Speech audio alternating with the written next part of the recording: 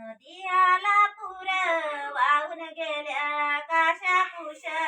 नदियाला पूर वाहून गेल्या काशा कुशा सोन्याच्या इटीवर धुन धुपुयना भाषा सोन्याच्या इटीवर धुन धुपुयना भाषा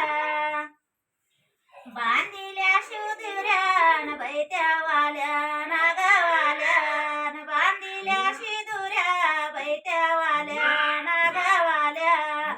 फुयना बाई भाषान एका गावाना मंदी दिल्या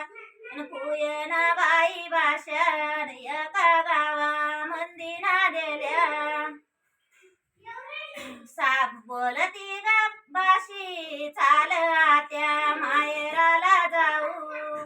बोलती गबाशी चाल आत्या माहेराला जाऊ घेईन बाई चोळी पातळ